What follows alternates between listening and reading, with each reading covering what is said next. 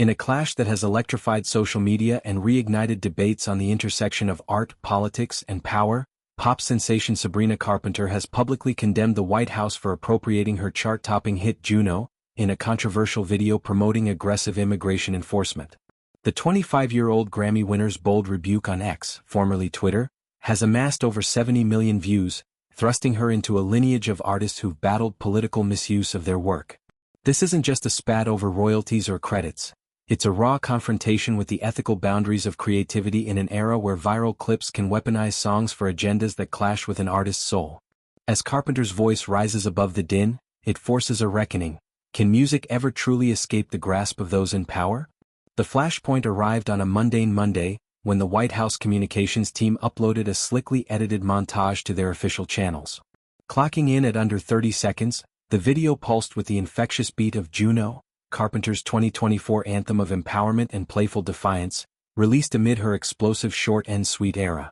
But the imagery couldn't have been more antithetical to the track's vibe. Grainy cell phone footage captured immigration and customs enforcement, ICE, agents in tactical gear sprinting through urban streets, tackling and cuffing individuals in broad daylight. Bystanders, faces etched with shock, filmed the chaos from sidewalks, their phones held high like digital torches. The caption, dripping with sardonic flair, read, "Have you ever tried this one? Bye bye." A cheeky riff on the song's lyrics, punctuated by winking emojis that only amplified the disconnect. For Carpenter, watching her music soundtrack scenes of human desperation was a gut punch. Hours later, she fired back on X with a statement that cut like a lyric from her own discography. "This video is evil and disgusting. Do not ever involve me or my music to benefit your inhumane agenda." The post, raw and unfiltered, struck a chord with fans and activists alike, ballooning into a viral storm. Hashtags like #SabrinaSpeaks and #MusicNotPropaganda trended globally, with supporters flooding comment sections with tales of personal immigration struggles. One user shared, "My family fled violence. This isn't bye-bye, it's lives torn apart." The response underscored Carpenter's growing clout, not just as a hitmaker with billions of streams, but as a cultural voice unafraid to wield influence. The White House, undeterred, doubled down through spokeswoman Abigail Jackson, whose retort was a masterclass in deflection and bravado. Here's a short and sweet message for Sabrina Carpenter. "We won't apologize for deporting dangerous criminal illegal murderers, rapists and pedophiles from our country," Jackson declared, cleverly nodding to Carpenter's album title while framing the criticism as naive moral posturing. Anyone who would defend these sick monsters must be stupid, or is it slow? The barb landed with the precision of a political ad, rallying the administration's base while painting detractors as out-of-touch elites. Yet, it only fueled the fire, drawing accusations of dehumanization from civil rights groups like the ACLU, who decried the rhetoric as fear-mongering wrapped in pop beats. This showdown isn't isolated. It's part of a storied tradition of musicians clashing with politicians over unauthorized soundtracks. Carpenter joins a pantheon that includes Neil Young, who sued the Reagan campaign in the 1980s for twisting "Rockin' in the Free World" into an ironic endorsement of inequality, and the Rolling Stones, whose "You Can't Always Get What You Want" was yanked from George W. Bush's 2004 playlist after Mick Jagger's vehement protests.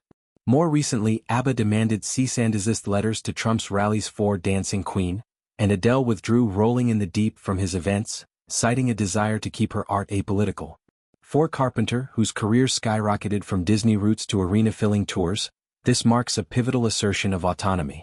No longer the ingenue of Girl Meets World, she's the architect of her narrative, blending bubblegum hooks with sharp social commentary on tracks like "Espresso" and "Please Please Please." At its core, the controversy exposes the machinery of modern political messaging. President Donald Trump, embarking on his second non-consecutive term since January 2025, has leaned heavily into social media as a direct line to voters. His team's videos, short, punchy, algorithm-optimized bursts, pair sweeping policy wins with earworm anthems, turning complex issues into digestible memes. Immigration, a cornerstone of his platform, has seen an escalation. Mass deportations targeting not just felons but long-term residents in sanctuary cities. Raids in courthouse hallways, sweeps through Latino enclaves in Los Angeles and New York, and dawn operations in overcrowded apartment blocks have filled news cycles. Critics, including Pope Leo XIV in a recent encyclical on migrant dignity, have lambasted these tactics as cruel theater, arguing they sow terror in communities while netting few high-profile threats. Carpenter's song, unwittingly conscripted, embodies the irony. Juno, inspired by the Roman goddess of marriage and women's rights, pulses with themes of self-possession and unapologetic joy, antidotes to the very oppression the video glorifies.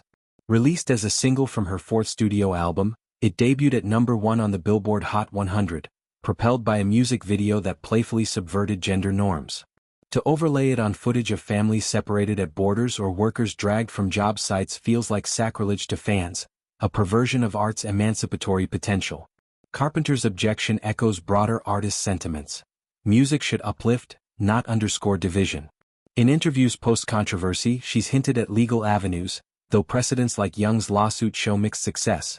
Courts often defer to fair use in political contexts.